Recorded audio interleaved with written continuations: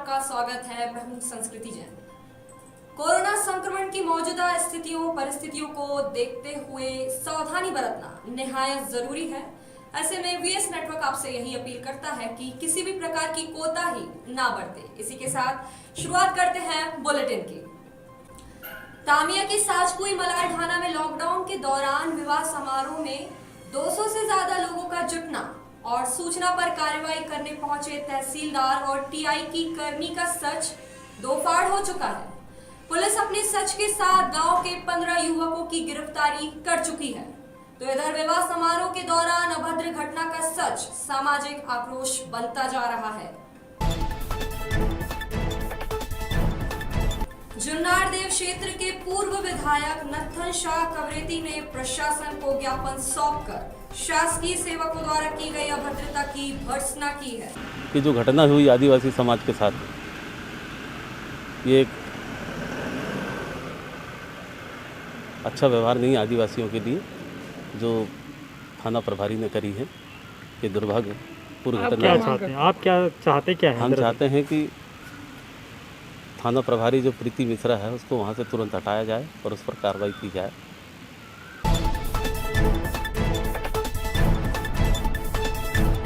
थाना तामिया क्षेत्र में बीते दिनों एक अपराध पंजीबद्ध हुआ था। उस संबंध में स्थानीय लोगों ने अभी एक आवेदन पत्र प्रस्तुत किया है।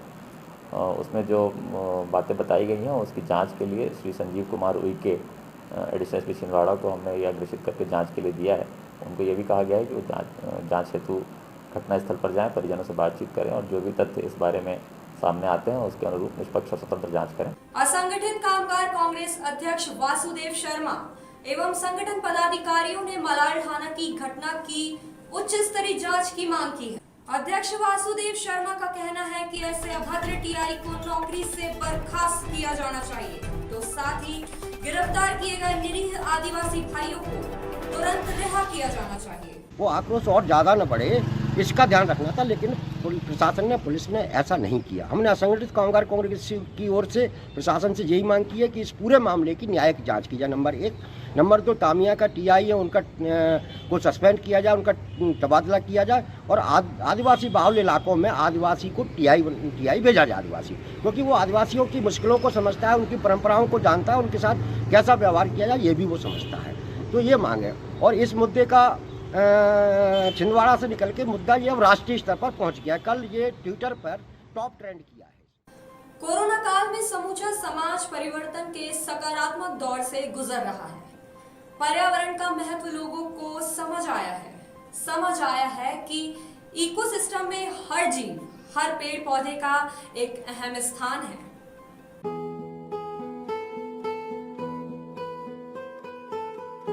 पर्यावरण का महत्व लोगों को समझ आया है कि इकोसिस्टम में हर जीव, हर पेड़, हर पौधे का अहम स्थान है।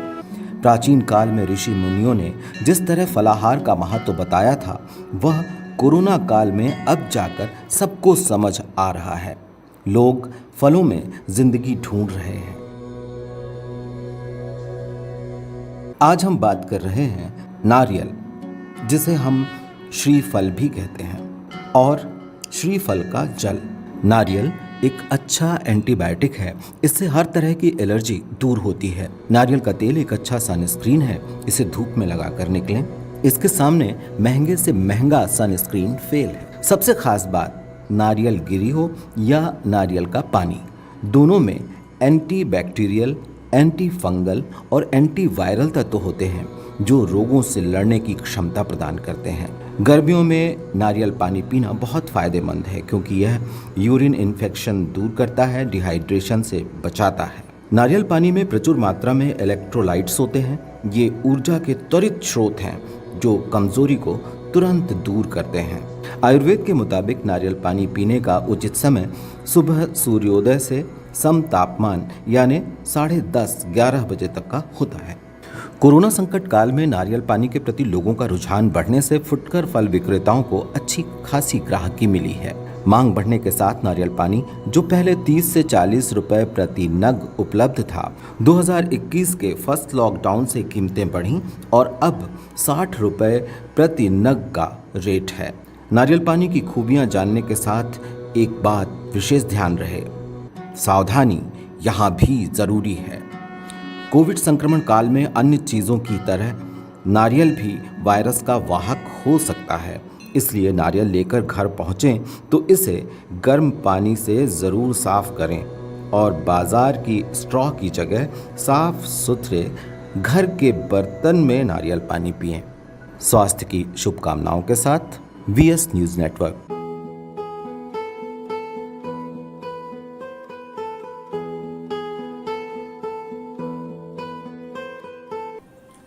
कोरोना पर एक बार फिर जिंदगी की जीत के आंकड़े खुशी की खबर है, लेकिन याद रहे कोविड की फर्स्ट वेव के बाद हम पर ऐसी ही खुशी भारी पड़ी थी।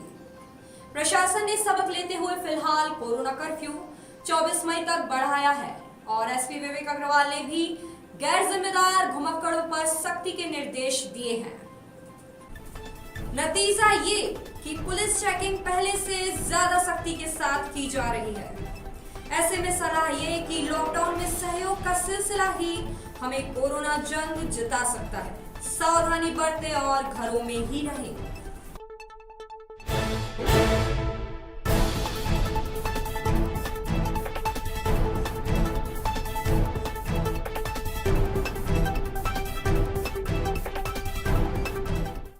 आपदा काल में हमेशा से राष्ट्रीय स्वयंसेवक संघ द्वारा जन सेवा का गौरवपूर्ण इतिहास रहा है।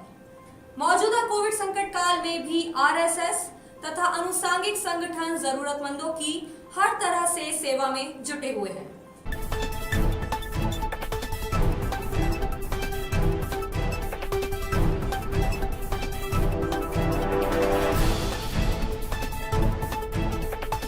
सेवा ही संकल्प ग्रुप के द्वारा यह सेवा कार्य किया जा रहा है। इसमें अभी तक 1390 लोगों को किट प्रदान की जा चुकी है। प्रतिदिन 100-120 किट का वितरण किया जाता है। विभिन्न क्षेत्रों में जाकर यह किया जाता है। हर क्षेत्रों में हमारे कार्यकर्ता लगे हुए हैं जो कि यह कार्य को सफल।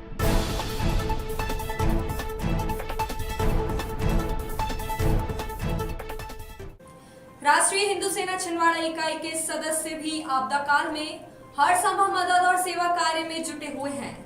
हवन धूम्र से संक्रमण पर लगाम कसने के लिए संगठन द्वारा शहर की वायु शुद्ध करने का प्रयास किया गया।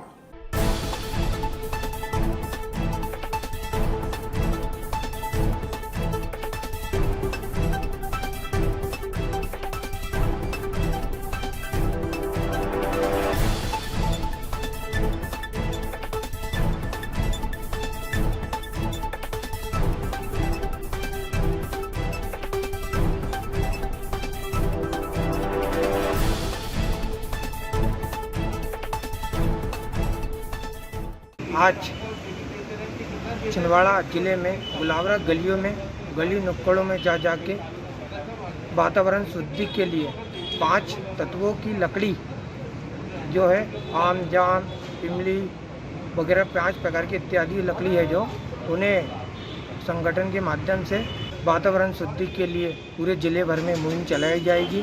सिंधु सेवा समिति द्वारा भी नगर के जरूरतमंदों को भोजन सामग्री वितरित की जा रही है।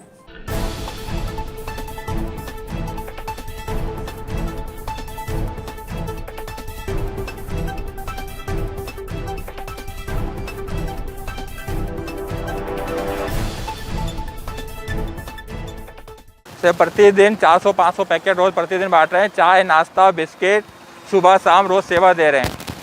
लालबाग श्री आदिशक्ति दुर्गा पीठ और हनुमान मंदिर सेवा समिति ने कोविड की सेकेंड वेव के दौरान नारायण सेवा की मिसाल कायम की।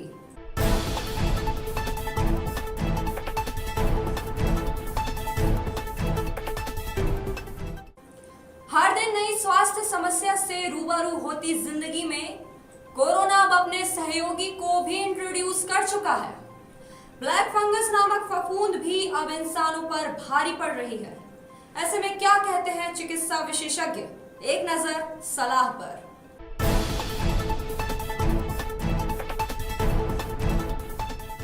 अगर ऐसा कोई पेशेंट आ जाता है जो कोरोना से ठीक हो रहा है और ये फंगस का इन्फेक्शन हो जाता है, म्यूकोरमाइकोसिस हो जाता है, तो फिर हमको उसको अलग तरीके से इलाज होता है। उसकी दवाइयाँ फंगस वाली दवाई होती है, फंगस की एंटी फंगस मेडिसिन देनी पड़ेगी। उसको अलग से वार्ड अलग से बना के रखने की इच्छा रखेंगे ताकि उनका अच्छे से केयर हो जाए। इसीलिए इम्पोर्टेंट है क्योंकि उसमें चांसेस ऑफ डेथ, एक बार वो बीमारी पकड़ लेती है तो चांसेस ऑफ डेथ बहुत ज़्यादा है। तो हमारे लिए बहुत अलार्मिंग बात है, हमको अभी से प्रिपेयर होकर रहना चाहिए। ब्लैक फंगस, काला फंगस या म्यूकोरमाइकोसिस आज सब जगह मीडिया में, घर के आसपास, न्यूज़पेपर में देखने को मिल रहा है। आप सभी इससे बहुत डरे हुए होंगे, लेकिन ऐसा नहीं है कि ये एकदम से कोई बीमारी आ गई। ये बीमारी पहले से भी मिलती थी। ये जो फंगस है हमारे आसपास पहले भी वातावरण में उपस्थित रहता था। जैसे मैं आपको बता देना चाहती हूँ कि जो हमारे सब्जियाँ या फ्रूट्स सड़ जाते हैं उसमें एक जो ब्लैक कलर का फंगस ग्रो होता है वह भी लगभग इसी प्रजाति का फंगस है। तो इसी तरीके का फंगस हमारे रेस्पिरेटरी पैसेज पे, ओरल कैविटी पे ग्रो हो जाता है और यह इतने जल्दी ग्रो होता है कि ट्रीटमेंट के लिए भी समय नहीं देता। डॉक्टर्स भी इसको लेकर के चिंतित हैं क्योंकि इसके जो ट्रीटमेंट हैं वो लिमिटेड हैं और जब तक पेशेंट उनके पास पहुंचता है तो लगभग सर्जरी की नौबत आ जाती है। लेकिन आपके नॉलेज के लिए मैं बता दूं कि कुछ ऐसे भी घरेलू उपाय हैं, अगर आप पहले से करते रहें तो इससे बचा जा सकता है और आपको भी अगर फंगस हो गई है तो भी आपको ट्रीटमेंट में काफ़ी मदद मिलेगी। तो सिंपल उपाय है, पहले तो जो प्रोटेक्शन हम कोरोना के लिए लेते थे वही आपको लेना है, masking, hand wash, proper sanitization और दूसरा स्टीम इनहेलेशन।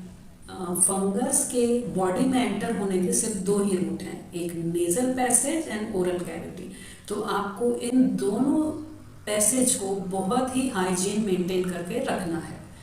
रेस्पिरेटरी पैसेज मतलब नाक वाला जो श्वास तंत्र है, इसके लिए आप दिन में 2 या 3 बार स्टीम लीजिए, सादे पानी की भाप जिसे कहा जाता है। और ओरल कैविटी के लिए आपको 2 से 3 बार ब्रश करना है। रात में सोने के पहले अगर आप सॉल्ट वाटर का गार्गल करते हैं तो ये आपके लिए बहुत ही लाभकारी सिद्ध होगा।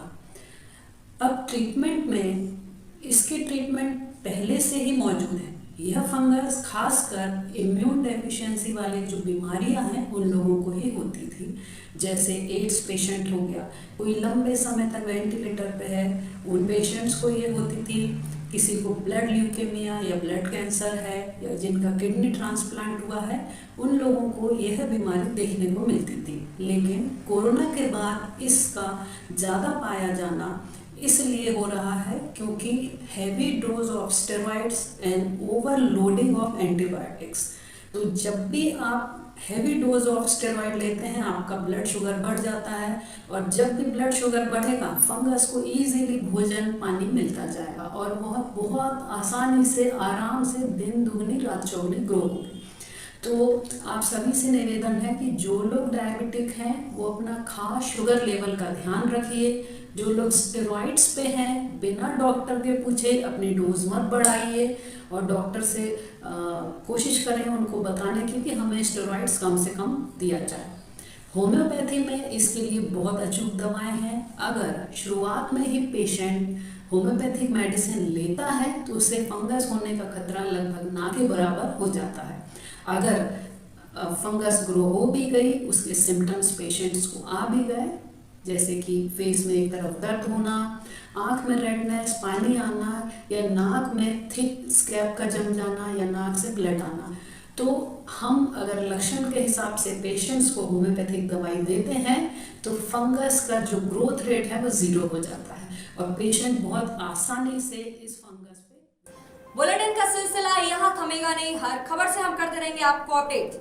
जाने से पहले आपसे अपील है कि मास्क जरूर पहने, हाथों को सैनिटाइज करना ना भूलें और 2 गज की दूरी तो है ही जरूरी। इसी के साथ हमें दीजिए इजाजत। नमस्कार।